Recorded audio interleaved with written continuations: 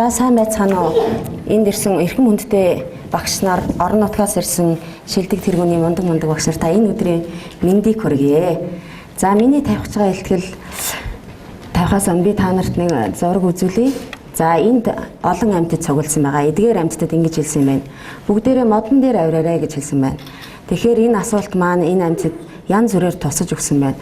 Одоо жишээ нь энэ зураг нэрээс харахад сармөгчин шуунд бол энэ асуудал биш. Гэтэл энэ зарим нэг амьтдад яаж модон дээр гарах вэ гэдэг нь маш хэцүү тийм асуудал болж тулгарсан байна.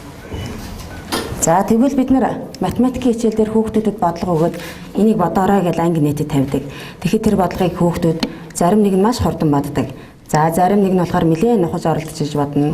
За зарим нэг нь болохоор нэлээд оролдож байгаа чадхыгаа л хийчдэг. Гэтэл зарим хүүхдүүд нь огт бодохгүйгээр үлдээдэг. За тэгвэл эндээс үүдээд өнөөдрийн та бүхэнд тавьж байгаа миний илтгэл гэхээс илүүтэй өөрийнхөө арга туршлагаасаа та бүхэндээ хуваалцъя. За төвшинжилсэн даалгавраар сурагчдыг хэрхэн чадваржуулж болох вэ математикийн хичээлээр гэсэн энэ туршлагаасаа та бүхэнтэйгээ хуваалцъя.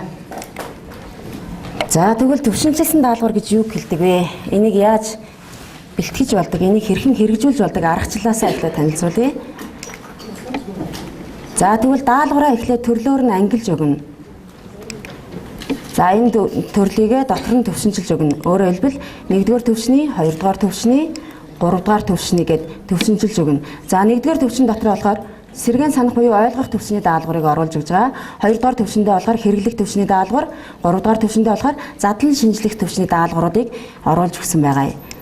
За тэгвэл жишээ нь арвтын бутархай хичээлийг бид нэр үзэж явах явцдаа арвтын бутархай унших бичих гэсэн нэг хичээл орж ирдэг тийм ээ.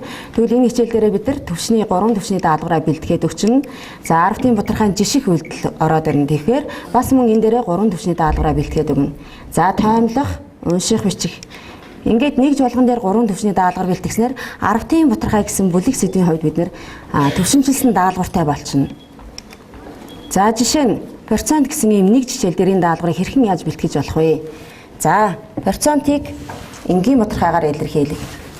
За, энгийн бутархайгаар илэрхийлэх, арвтын бутархайгаар илэрхийлэх, процентоор илэрхийлэх. За, тэгвэл энгийн бутархайгаар илэрхийлэх даалгавраа мөн дотор нь 3 төвшингээрээ даалгавраа бэлтгээд өгчнө. Арвтын бутархайгаар, процентоор. За, жишээ нь ангийнхандаа би энэ процентоор илэрхийлэх. Одоо энэ ихний процентыг энгийн бутархай, арвтын бутархайг процентоор илэрхийлэх гэсэн энэ төрөл дотроо болохоор 3 төвшний даалгаврыг бэлтгэж хийж явах явцад хүүхдүүд ийм юм ажиглагдчихсэн. За бүгдээрээ өөрийнхөө төвшөндөө тохирох даалгавруудыг сонгож хийгээрэй гэхээр хүүхдүүд шууд 3-р төвшний даалгаврыг яагаад ингэж байгаа гэхээр шууд нөгөө 1-р төвшин 2-р төвшнийхэн даалгавар нь нэлээд хөнгөн хэлбэр учраас шууд сонгохоосоо бас санаа зовдөг юм билээ. Би юунаас ичиг ч юм уу. Тэгэл би чадна гэж одоо би эндээ харуулах гэж юм уу 3-р төвшнийхээ даалгаврыг шууд сонгож байсан. За тэгээ энэ даалгаврыг хийж явах явцад ийм зүйл ажиглагдчихсан. Жишээ нь энэ бодлогыг бодоорой гэсэн чинь за нийт талбайн 10-ны 3 хэсэгт нь за мөн 0.12 хэсэгт нь ингээд өнгөд нийт талбай нь хэд юм бэ мэддэхгүй байж энийг яаж бодох вэ гэсэн ийм асуудал гараад ирсэн. Тэгээ энийг яаж бодох юм бэ гэхээр тэгвэл бүгдээрээ 1-р төвшнийхээ даалгавраа эргээд ороод үзээрэй л гэж хэлсэн. Энэ дээр ямар нэгэн тайлбар өгөөгүй би. Тэгэнгүүт хүүхдүүд 1-р төвшнийхээ даалгаврыг энэ дээр хийж эхэлсэн байгаа юм. За 1-р төвшөндөө процентоор илэрхийлэх даалгаврыг хийгдээ. Энгийн бутархайг процентоор илэрхийлэх, арвтын бутархайг процентоор илэрхийлэх маш нэг энгийн төвшний даалгаврын дотор оруулж гисэн. За тэгэнгүүт нөө 4-ний 3 маань хэдэн процент вэ ингээд 175 буюу 75%. За 112 нь 12%. Гэмчин энгийн төвшний даалгавраа нэлээд хийлгэснийхээ дараа 2-р төвшнийхээ даалгаврыг хийгээрэй гэж. За шууд 3-р төвшин рүүгээ орж чадахгүй бол 2-р төвшнийхээ даалгаврыг хийж үзээрэй гэж энэ дээр сануулж гисэн байгаа. Тэнгүүт 5-ны 2 дээр 38%-ийг нэмэхэд хэдвэ гэдгийг бодохдоо яаж хийх вэ гэхээр энгийн бутархай, арвтын бутархайг илэрхийлэхийг нэлээд хийцэн өгдөө шууд энэ дээрээс олж харж чадчихсан. 5-ны 2 гэдэг нь хэдэн процент вэ? Нийлбэр нь хэдвэ? За тэгээд ялгуур нь хэдвэ? Энэ дээр одоо нэг үйлдэл хийх рүүгээ ороод ирсэн. Ингээд энэ 1-2 дугаар төвшнийхээ даалгаврыг нэлээд хийснийхээ дараа эргээд нөгөө 3 дугаар төвшнийхээ даалгавар руу орж орсон байгаа. За тэгэнгүүт одоо эндээс нөгөө 10-ны 3, 100-ны 12 гэдэг эдгээр тоонууд маань хичнээн процент гэдгийг олж харж чадчихсан. 30%, 0.12 нь 12%. Ингээд нийлбэр нь хэдвэ гэдгийг олж харснараа ерөөсөө нэг процентоор илэрхийлэх даалгаврыг нэг төвшинжилсэн даалгавраар л өөр энэ асуудлыг шийдэж гарч ирж чадчихсан. За тэгээд процент гэсэн нэг жижиглийг хийж яхад хүүхдүүдэд юу ажиглагдсан бэ? Ангид ямар өөрчлөлт орсон бэ? За багш нөө даалгаврыг төвшинчилж бэлтгэлж өгснөөр хүүхдүүд даалгавраа өөрийнхөө чадах төвшөндөө чадхыгаа сонгож хийж байсан. За эхний өдрийн байдлаар хүүхдүүд ямар сонголтууд хийсэн бэ? Энд дээр болохоор багш тэмдэглэл хийгээ явж байгаа. За аргашаанаа болохоор хүүхэд хичнээн төрлийн бодлого сонгож байсан. Ямар төвчний даалгавар сонгож байсан бэ гэдгийг ажиглаад энэ сонгосон даалгавруудаас хичнээнийг зөв хийж байсан гэдгийг нь. За доош нь болохоор нэгдүгээр төвчний даалгавар хэдийг хийж байсан, хоёрдугаар төвчнөөс нь хэд хийсэн, ангийн хэмжээндээ багш ийм дүгнэлт нэгтгэлээ хийгээ явчихна. За тэгэнгүүт эхний өдрийн байдлаар даалгавар хийснийг нэгтгээд үзэхэд нэгдүгээр төвчний даалгаврыг 29 хүүхэд, хоёрдугаар төвчнийг 16 гэх мэтлэн ийм бүртгэл гарч ирсэн байгаа. За хоёр дахь өдөр зарим нэг нэгдүгээр төвчний дотроо өшөө сайжруулъя гэд дахин нэгдүгээр төвчний даалгавраа сонгож хийсэн. Гэхдээ даалгаврууд нь өөр байгаа тийм ээ. За ингээ хоёрдугаар өдрийн байдлаар болохоор хоёрдугаар төвшин нь 22, нэгдүгээр төвшин 18, 11 гэсэн ийм харьцаатаар гарч ирж байсан. За 3 дахь өдрийн байдлаар зарим нэг хүүхдүүдийн хувьд бол 1, 2 дугаар төвшнийг бодох шаардлагагүй 3 дугаар төвшний даалгавруудыг хийж чадна гэсэн ийм өөрчлөлтүүд гарч ирээд за тэгээ нэгдсэн дүгнэлтээр ерөөсөө эцсийн баримт 3 дугаар төвшний даалгавар хийх хүүхдүүдийн тоо ахиж ирсэн энэ дээрээс. За ингээд ангид хамгийн анх нэгдүгээр удирлын эхэнд байсан гарааны үнэлгээ тэгээ төвшинчилсэн даалгавар хийсний дараа ямар өөрчлөлт орсон гэд ийм харьцуулсан энэ зүйлийг энэ дээр гаргаж тавьчлаа. За ингэж явах явцад энэ дээр 5 гушуу смайлаар тэмдэглэсэн байгаа. За 5 гушууд нь төвшин дотроо агсан, төвшин давж агсан, төвшин дотроо буурсан, төвшин давж урсан гэсэн юм тэмдэглэгийг би зүгээр ялгаатай байхаар өөрөө тэмдэглэж явж байсан. Ингээд тодорхой хугацааны дараа хагас жилийн үнэлгээнд ямар өөрчлөлт орсон бэ гэдгийг энэ дээр графикаар харуулъя. Нэгдүгээр улирлын эхэнд 60% тавьсан. Зөвхөн гүйцэтгэлээрээ. За тэнгууд нэгдүгээр улирлын төгсгөл 78% болж агсан байгаа. За хоёрдугаар улирлын эхэнд нэгдүгээр улирлын маань төгсгөл гараа болж өгөөд хоёрдугаар улирлын төгсгөлд 82% болж агсан байгаамаа. Ангийн маань гүйцэтгэл. За тэгээд энэ төвшинчилсэн даалгаврыг сургууль дээрээ хийхээс гадна бас секц дотроо хийж үзсэн. Тэгээ энэ жилийн энэ даалгаврыг би бүсийнхээ дүүргийнхээ хэмжээнд энийг бас хийж хэрэгжүүлж үзсэн. За ингээд бүсийнхээ багш нартайгаа хэдүүлээ ярьцгаад 3 сургууль дээр энэ туршилтыг хийж үзээд харьцуулалт гаргаж ирсэн байгаа. Бас ямар өөрчлөлт гарсан бэ гэсэн бас дүгнэлтийг бас энэ дээрээс гаргаж ирсэн байгаа. За манай сургууль болоод 117 дугаар сургууль, 50 дугаар сургууль гэсэн ийм 3 сургууль дээр зөвхөн ийм 5 даалгавартай. Гэхдээ доторх даалгаврууд нь янз бүрийн төвшний ийм холимог ийм ижил төвшний даалгавруудыг аваад үзэхэд хүүхдүүдийн дотроос чадхыгаа хийх ч юм уу тийм ээ, чадхуугаа орхих ч юм уу ийм ангийн гүйцэтгэл янз бүр гарч ирж байсан. За тэгвэл төвшинчилсэн даалгаврыг бэлтгэж үзээд яг тэр ангидаа дахиад хийлгээд үзэхэд за ижил даалгаврыг хийснийгээ одоо нэлээ их ахиц гарч ирсэн. Яг л энэ дотроос огт юм хийгээгүй, даалгавар хийгээгүй хүүхдүүд юусаа гараагүй. Өөрийнхөө чадах төвшний даалгаврыг сонгож хийж ирсэн учраас энэ дээр бол даалгавар хийгээгүй гэсэн хүүхдүүд гарч ирээгүй. За тэгээд сургууль хоорондуудыг харьцуулахад дандаа 80-аас дээш хувь үзүүлсэн байгаа. Тэгэхээр эндээс ерөөсөө хүүхэд төвшинчилсэн даалгавар гэдэг маань ерөөсөө хүүхэд өөрийнхөө чадах тийм ээ өөртөө тохирсон даалгаврыг хийж яана гэдэг маань энэ хичээлээр хүүхдүүд даалгавар хийж чадахгүй ойлгохгүй гэсэн тийм ойлголтоос энэ дээрээс гарч ирж байсан. За тэгээд энэ төвшинчилсэн даалгаврыг хийснээр ямар өөрчлөлтүүд гарч ирсэн бэ хүүхдүүдийн хувьд?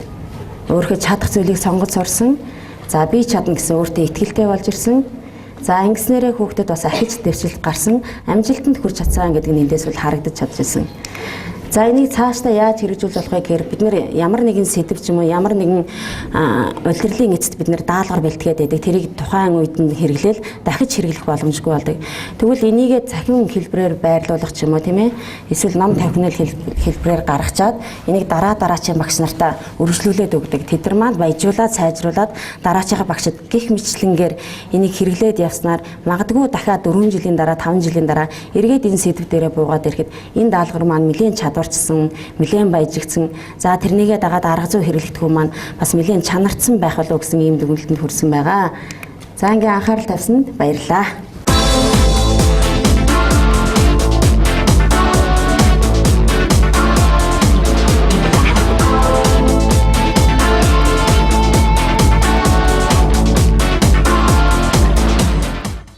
За Цанхан аймгийн Чандмал лавтай сургуулийн менежер мөнхтөө математикийн хичээлээр хүүхдүүд чадварцснаа үнэлэх нь 4-р ангийн математикийн жишээн дээр.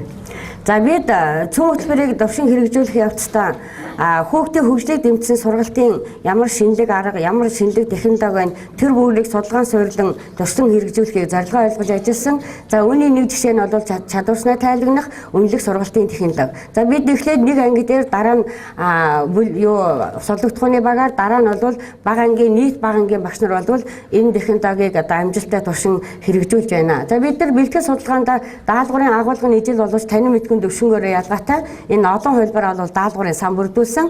Дараа нь хичээлийн үе шатууд үйл ажиллагааг тодорхойлж хичээлийн хөтөлбөрөө бол хамт боловсруулсан байгаа.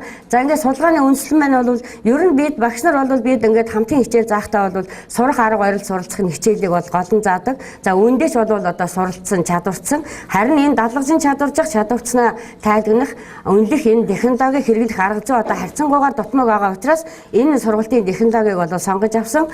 За судалгааны зорилго маань бол энэ технологи нь багш болон хүүхдүүдийн чадвар сурах арга барилын акцийг үнэлэх боломж бие эсхийг бол судлахаа бол зорилго болгож ингэж тавьсан байгаа. За ингээд бид нар энэ удаа бол хэсгийн бодлого сонгож явлаа. Тийм учраас ээлж хичээлийн зорилго маань бол хэсгийн бодлого бодох чадвараа үнэлнэ. За ээлж хичээлийнхээ алхмыг бол бид нар хэн хамгийн олон бодлого бодох вэ? Хэн хамгийн олон аргаар бодох вэ? Хэн бодлогоо хамгийн сайн тайлбарлах вэ гэсэн алхмаа төлөвлөөд за ингээд нэгдүгээр алхмын зорилго маань бол бага хугацаанд олон бодлого бодох гүйцэтгэлийн тоо бүтээмж хурд хэрхэн чадварсан акцийг одоо ийм үнэлэх зорилготой учраас даалгаврын сонгоос сурагчдын чадварын ялгаатай байдалд тохируулаад 5 бодлогыг 8 минутанд бодуулсан.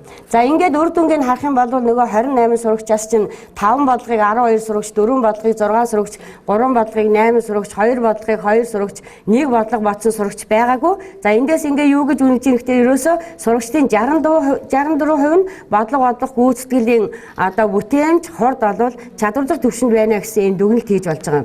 За хичээлийн 2 дахь алхам маань бол нэг бодлогыг бол олон аргаар бодно. За энэ алхмын зорилго маань бол нэг бодлогыг олон аргаар бодох арга барилын акцийг ийм үнэлэх зорилготой.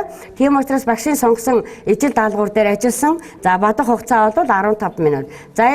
За ингээд манай сургууль 8100 м2 ногооны талбайтай түүний 9.5 дууган үлдсэн талбайд нь төмөс тарьсан бол төмөс тарьсан талбай хэмжээг олоорой гэсэн энэ бодлогыг 15 минутанд сурагчид бол 4-өөс 13 аргаар бол ботсон байсан. За ингээд үр дүнгийг харах юм бол 28 сурагчаас 13 аргаар 8 сурагч, 11 аргаар 3 сурагч, 10 аргаар 1 сурагч, 8 аргаар 2 сурагч, 9 аргаар 2 сурагч, 8 аргаар 3, 7 аргаар 3 сурагч, 6 аргаар 3 сурагч, 5 аргаар 1 сурагч, 4 аргаар 1 сурагч, 3 аргаар 1 сурагч, 1 аргаар 5 сурагч. Ингээд ямар нэгэн аргаар бодлого бодоогүй сурагчид байхгүйсэн. За эндээс юу гэж үнэлж ийм гэхдээ сурагчдын ерөөсөө 39% нь хөгжсөн байна.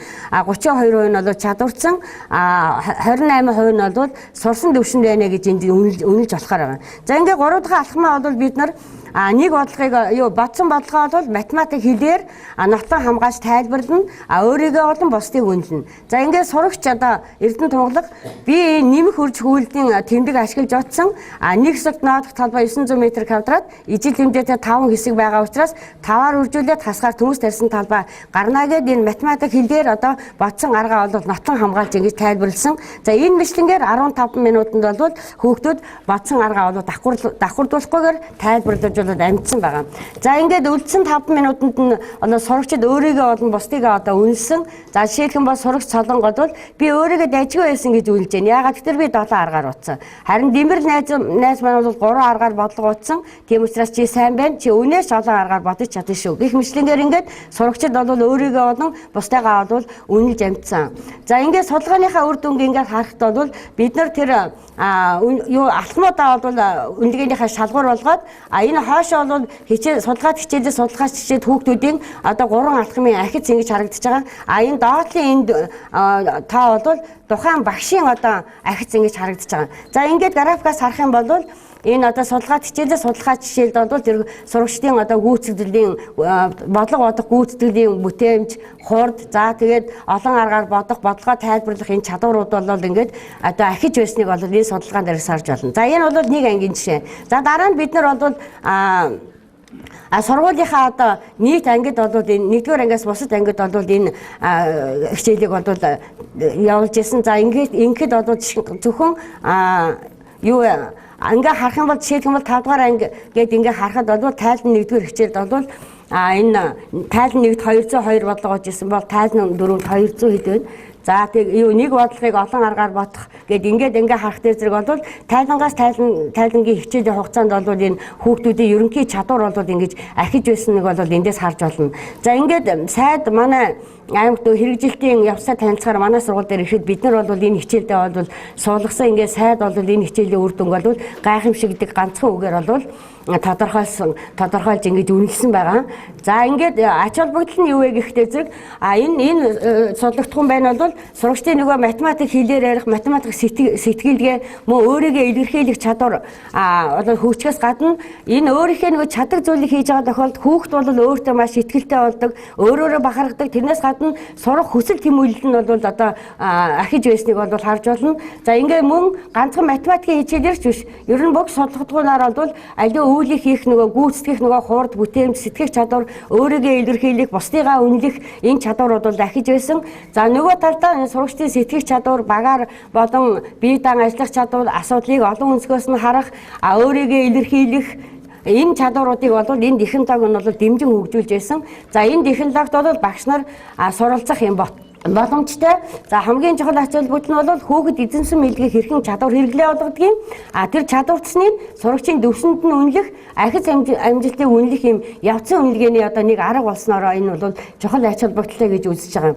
За одоо даалгавраа сан бүрдүүлэхэд бол тодорхой бэрхшээл учирч байсан. Яагаад гэвэл зэрэг хүүхдүүдийн төвшин тохирсон олон төвшний олон даалгавар боловсруулах нь бэрхшээлтэй байсан боловч бид нар одоо бүлгийн багаараа багш нар одоо хамтарч бэлдсэн мөн хичээлийн явцад сурагчдын гүйцэтгэлд хяналт тавих төвхтэй үүнийг зочин багш болон сурагчийнхаа гүйцэтгэлд хяналт тавих аргыг хэрэглэснээр бол гүйцэтгэлд хяналт тавих боломж олдож байсан. За тэгвэл бусдад хүрэх туршлага нь юу юм бэ гэхээр зэрэг бид нар энэ хичээлийг бол улирал бүр одоо тайлан хичээлээр зохион байгуулж байсан. За ингээд энд бол эцэг эхчүүдийг одоо байн гурж оролцуулдаг байсан. За ингээд давхарцсан дагуу бол 300 гаруй эцэг эхчүүд оролцсон байгаа. За ингэснээр бол эцэг эхчүүд хүүхдүүдийн хөгжлийн агцыг одоо үнэлнэ. Тэрнээс гадна бол энэ сургуулийг багшийг үнэлэх үнэлэмж одоо дээшилсэн нөгөө талаараа эцэг эхчүүдийн сургуульд хандлага бол дээшилсэн. За мөн бүсийн багш нарт бол энэ нэг одоо байнга зохион байгуулж исэн. За зохион байгуулахдаа бүсийн багш нараа хамруулж исэн. Төвийн дэлгэрүүлэх гэдэг утгаараа. Тийм учраас энэ бусад багш нарын сургуулийн багш нар бол энэ технологи арга зүй суралцах лаборатори сургуулийн багш нарын хувьд бол сайн туршлага төвийн дэлгэрүүлэх юм боломж олдож исэн. За нийт бол 108 багш бол энэ тайлан хичээл хамрагдсан байна. За мөн аймгийн хэмжээд бид нар нэг сард бол энэ хүүхд нэгүрээ хөгжүүлж байгаа тайлангаа тавихад бол нийт тайлан 60 цагийн хичээл заагдаж одоо энд аймгийн хэмжээний одоо багш нарын төлөөлөл боловсрол соёлын газрын мэргэжилтэн аймгийн удирдлагуудад оролцож бид нар бол амжилттай хэрэгжиж байна гэдэг энэ 3 сая төгрөгөөр бол ийм шагнуулсан байна. За ингээд хүүхэд бол өөрийнхөө чадаж байгаа зүйлийг хийж байгаа тохиолдолд бол өөртөө маш их ихтгэлтэй болдог. Ингэснээр үнэлгээ бол айц дарамтгүй болдог юм байна. Ахиц амжилтаа багш сурагч аль аль нь үнэлэх боломжтой. Ингэснээр бол хүүхдүүдийн чадварын акцийг үнэлэх, тайлгнах явцын үнэлгээний нэг хувилбарыг бол багш эзэмших юм боломжтой гэж ингэж үзэж байгаа. За цааш хөгжүүлэх санаа бол за сурагчдад одоо бол бэлэн бодлого өгж олон аргаар бодуулах биш, харин сурагчдад нөгөө зураг, схем, загвар ашиглан өөрсдөө бодлого зохиогоод тэр зохиосон бодлогоо бол олон аргаар бодсноор бол хүүхэд илүү чөлөөтэй сэтгэх, бүтээлч арга суралцсан. За зөвхөн өгүүлбэртэй бодлого биш, илэрхийлэл хувиргах, дэвшгэл бодох зэрэг бусад төрлийн бодлогуудыг хувьч гисэн олон аргаар бодох аргад бол хүүхдийг сургах нь бол зүйтэй гэсэн юм санаануудыг дэвшүүлж байна. За ингээд хамтран ажилласан та бүхэнд баярлалаа. Хүүхдүүд хийж чадна гэсэн итгэл өгье.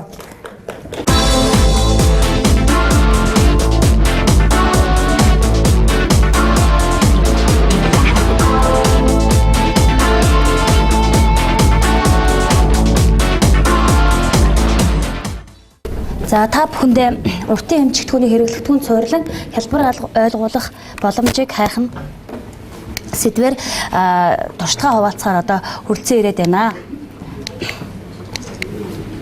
За уртын эмчигдэхүүний тухай мэдлэгийг хийсвэр хоосон чэйжлүүлснээр мэдлэгээ амьдралд хэрэглэх чадваргүй байгаа нь харагддаг. Иймээс сурагчдад суурь буюу анхны ойлголтыг бодит амьдралд хэрэглэгдэхүүнд нь тулгуурлан хялбар аргаар ойлгох боломжийг одоо эрэлхийлэх шаардлагатай байна гэж үзэж байна.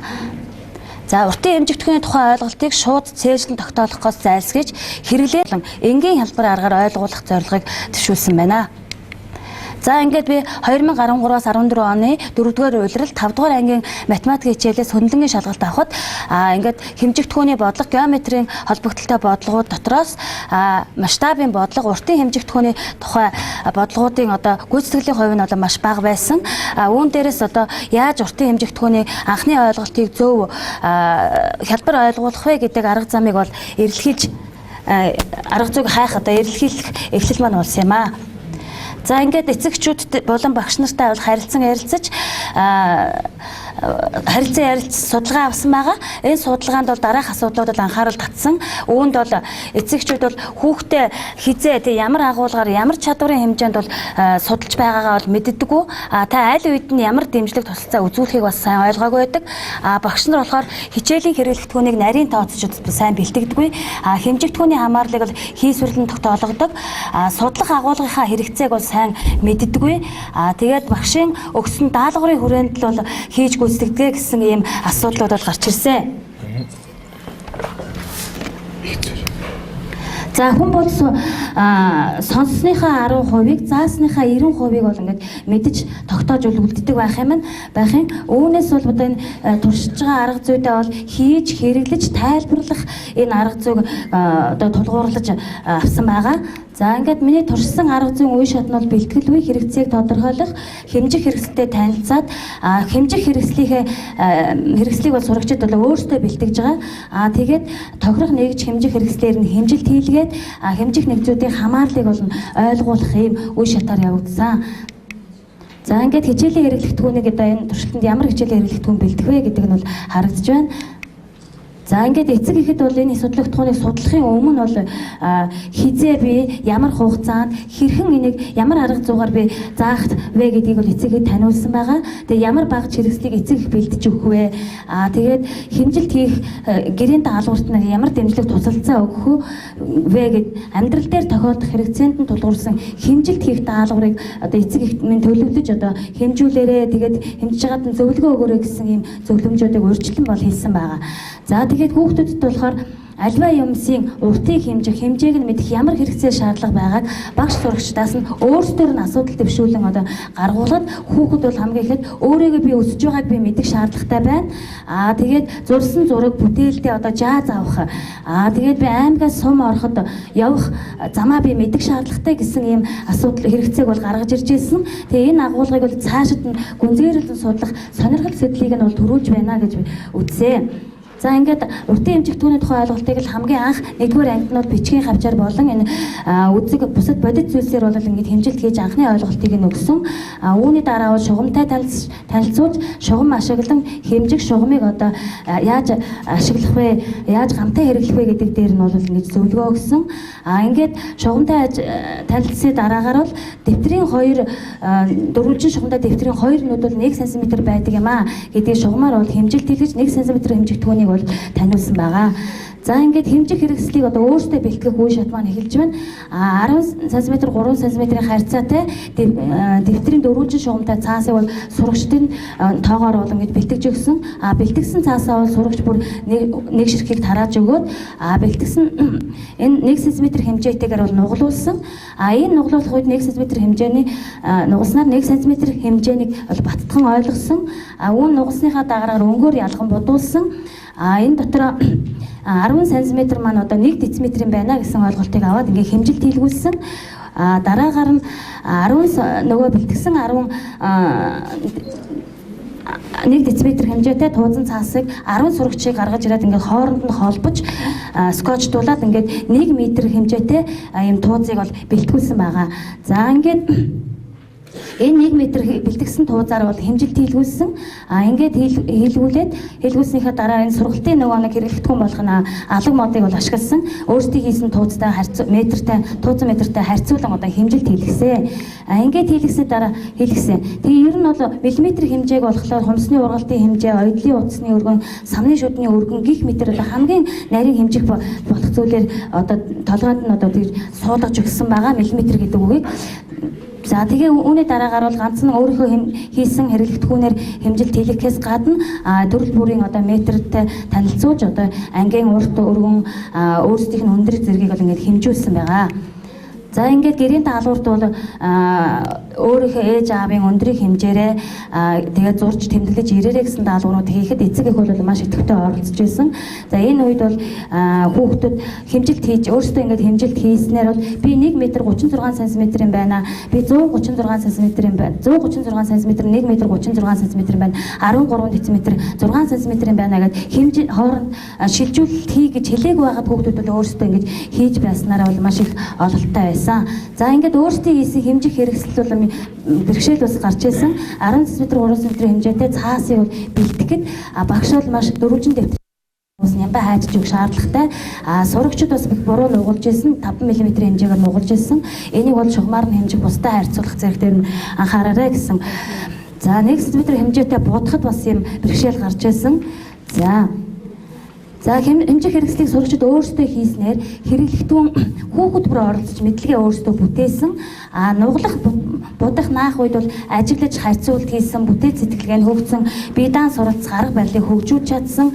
Хэмжилт хийлгэснээр бол эргцүүлэн бодож дүгнэлт гаргасан, багаар хамтрах ажил чадвар суралцсан, туршилт хийж бүтээсэн мэдлэгээр одоо чадвар болгосон гэж үзэж байна. За ингээд ангийнхаа хүүхэд манай 2 дугаар анги би ингээд сорил авсан байгаа. Энэ авсан сорилт маань одоо бас мөн зэрэгэлдээ бүлгийнхээ ангиас бас ингэ сорил авсан. Энд харьцуулалт хийхэд бол 1 2 дугаар даалгавар нь нэр шилжүүлэх 3 4 дугаар алгам хэмжилт хийлгэх. За тэгээд 5 дугаар даалгавар зурах, 6 дугаар даалгавар баримжаадах юм даалгавраа төлөвлөсөн. Ингээд туршилтанд хамрагдсан сурагчид, туршилтанд хамрагдаагүй сурагчид нь бол туршилтанд хамрагдсан сурагчид нь хэмжилт хийлгэсэн сурагчид бол бусад бодлого даалгавруудыг маш сайн гүйцэтгэж байсан бол харагдсан. За ингээд энэ сорилыг харьцуулахад бодитоор хэмжилт хийж сурсан сурагчид бусад даалгаврыг сайн гүйцэтгэж байгаад байсан. Хэмжих хэрэгслийг өөрөө хийж хэмжилт хийснээр нэг ч хоорондын холбоо хамаарлыг ойлгох чад даалгаврыг бол сайн гүйцэтгэж байсан. За сурагчид уртын хэмжигдэхүүний хэрэглэгдэхүүнийг өөрсдөө хийж хэмжилт хийснээр нэг ч хоорондын хамаарлыг ойлгон ухаарч амьдрал ахуйн хэрэгцээний асуудлыг шийдвэрлэхэд оролцдог болсон төдийгүй эцэг эхийн оролцоо нэмэгцээ. Тэгээ математикийн судлагдхууны харилцах, хамтран суралцах, бие даан суралцах, сэтгэн бодох, асуудал шийдвэрлэх зэрэг ерөнхий чадварт бол суралцсан. За ингээд дэвшүүлж байгаа санаа маань бол мэдлэгийг сурагчдаар бүтээлгэх замаар судлагдхууныг хялбар таниулах арга зүйг бол дэвшүүлж байна. За уртын хэмжигдэхүүний хэрэглэгдэхүүнд сурлан хялбар ойлгуулах арга зүйг аймаг болон бүсийн багангийн багш нартаа санал болгож өөрийн сургуулийн багш нарт туршиж байгаа. За сургуулийнхаа сайн туршлагын санд бол оруулсан. За анхаарлаа хандуулсанд баярлалаа.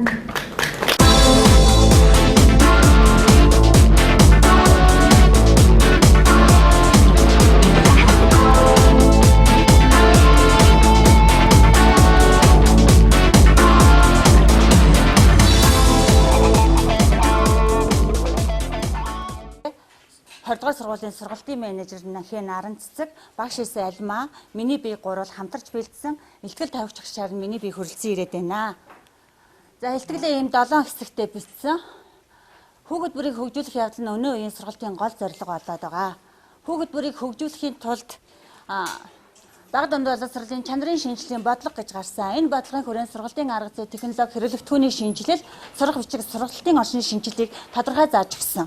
За хоёрдугаарт нь бага боловсролын сургалтын цөм хөтөлбөрийг гарсантай холбогдуулан боловсрол соёл шинжилгээ ухааны яамны сайдын багангийн багш нарт илгээсэн 6 албан даалгавар бий. Энээс 2 албан даалгаврыг бол би энэ илтгэлдээ татан оруулж ирсэн. Нэгдүгээрх нь болохоор хүүхэд бүрийг хөгжих сэтгэл зүйн үеийн орчныг багш бий болгох. Хоёрдугаарх нь болохоор багш өөрийн туршлагыг бусдад түгээн дэлгэрүүлэх, бусдын туршлагыг багш өөртөө авч ажиллах гэсэн ийм 2 албан даалгавар бол багш биднэрт энэ хэрэглэгдэхүүн дээр минь туссан багш биднэрт хэрэгтэй юм байна гэж өнөөдөр авч орж ирлээ. Мөн Зөв Монгол хүүхэд үндэсний хөтөлбөрийн хүрээнд ерөнхий боловсролын сургалтад хүүхэд бүрийг хөгжүүлэх бодлого баримтлан үндэсний шинэ стандарт нэвтрүүлнэ гэж тус заасан.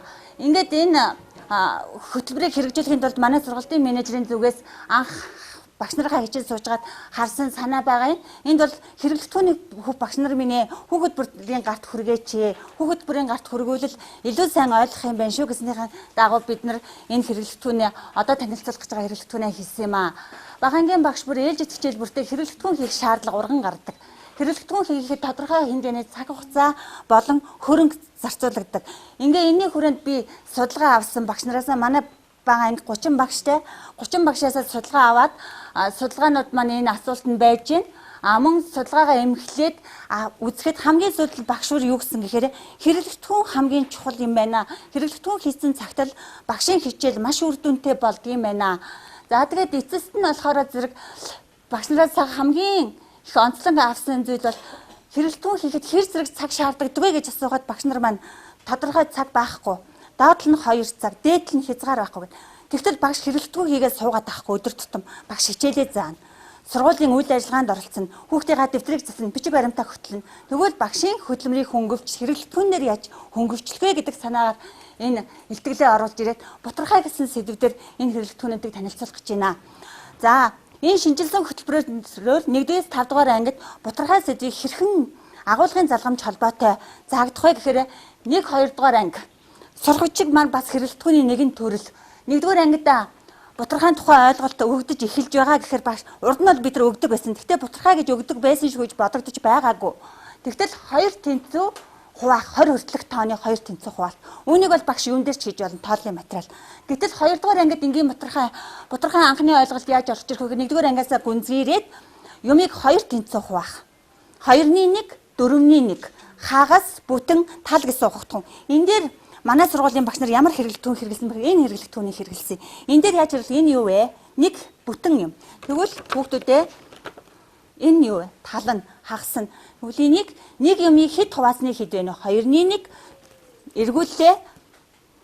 Талын юу гэдэг юм бэ? Хагасыг юу гэдэг юм бэ? Хэдэн тэнцүү хуваасны хэд вэ? Ингээд ирэхээр 4-ний 1 гэдэг ойлголт өгж байгаа. Тэгвэл энгийн бутархай гэж бол 2 дугаар ангид бол хэлэхгүй. Ерөөсөө 2-ны 1, 4-ний 1 гэдэг ойлголт өгнө. За, сурах үеийнхаа 2 дугаар бүлэгт орж ирж байгаа. Энэ 2 дугаар бүлэгт орж ирдгийн ач холбогдол юу вэ гэхээр 1-2 дугаар ангийн секцийн багш нар нийлээд хэрэглэгдэхүүнээ бэлтгэх бүрэн боломжтой. За, харгийнхаа нэгдлийн хурлыг хийх бүрэн боломжтой. За, энэ маань 2014 оны манай альма багшийн 2 дугаар ангид энгийн бутархайн анхны 2 дугаар ангид ойлгуулж байгаа 2-ны 1, 4-ний 1-ийг ойлгуулж байгаа байдал харагдаж байна. Мөн энэ хэрэглэгдэхүүнийг нэг удаагийн 5-гаар хийсэн байгаа харагдаж байна. За, 2 дугаар ангид ингээд зааж байгаа нь харагдаж байна. За, тэгтэл 3 дугаар ангид энгийн бутархай гэж юу хэлэх вэ? Хүрдүүрийг нь юу гэж хэлэх вэ? Хуваарийг нь юу гэж хэлэх вэ? Тэр голоор нь зурж байгаа зураас нь юу гэж илэрхийлэх тийм бэ? Онлынхаа үүднээс тодорхойлолтойгоо дүрм томьёотойгоо орж ирнэ. Ухагтхуунтайгаа. За, 3 дугаар анги, 4 дугаар анги, 5 дугаар ангиг нэг дор тавьж өгсөний учир бол энгийн бутархай гэдэг нэр томьёон дээр орж ирж байгаа болохоор нэг дор тавьж өгсөн сургагчийн агуулгын хувьд бол 3 дугаар анги нь бол 2 дугаар бүлэгт орж ирж байгаа. Яагаад гэвэл 1, 2, 3 дугаар анги маань стандарт бус үнэлгээтэй. За, тэгэхээр 4 дугаар ангиас эхлээд стандарт үнэлгээ рүү орж ирж байгаа. 4, 5 дугаар ангийн энгийн бутархайн тухай ойлголт энгийн бутархайн тухай гүнзгийрүүлсэн ойлголт маань бол 2 дугаар бүлэгтээ орж ирж байгаа. Мөн 4, 5 дугаар ангийн багш нар бас хамтран хурлаа хийж хэрэглэгдэхүүнээ бэлдэх бүрэн боломжтой. За, 4 дугаар ангид энгийн бутархай 3 дугаар ангид энгийн бутархай хэрхэн заагдах вэ гэхээр ижил хуваартай бутархай нэмэх асах үйлдэл. За, ингэхээр зэрэг энэ хэдвэ 6 аваасны 5, 6 аваасны 1. Нийлүүлээрээ хүүхдүүд энэ 2 хос үттэй өгчих нь. Нийлүүллээ. Нэмэх үйлдэл. Хэд гарва 6-ны 6 буюу 1 бүхэл. Салгаараа хасах үйлдэл. Ингээд заах бүрэн боломжтой учраас ийм хэрэглэгдэхүүн орж ирсэн юм аа. Ингээ энэ хэрэглэгдэхүүнийг хэрэглээ заахаар зэрэг хүүхдүүд маш сайн ойлгодог. Гэтэл 4 дугаар ангид яг холимог бутархай орж ирнэ. 6-ны 7 бодоод эхэллээ. Тэгвэл 6-ны 7-г юу гэдэг юм бэ? 1 бүхэл 6-ны 1 гэдэг юм аа. Ингээд холимог бутархайгаа заах боломжтой. 1 бүхэл 6-ны 1-ээс хаслаа үлдэж байгаа юм. Ингээд хасах үйлдэл мөн үйлдэл гишүүдийн хамаарлаа заах бүрэн боломжтой болж байгаа маа. За 5 дугаар ангид 4 дугаар ангид болохоор мөн холимог бутархай ороод ирж байгаа бол 5 дугаар ангид болохоор ижил бус хуваартай бутархай нэмэх хасах орж ирж байгаа. Ингээ энгийн бутархай дээр өөр хэрэглэсэн хэрэглэгдэхүүн юу вэ гэхээр энд самбар дээр наадсан байгаа энэ тууз метрийг бас хэрэглэсэн байгаа. Самбарын хэрэглэгдэхүүн багшид мөн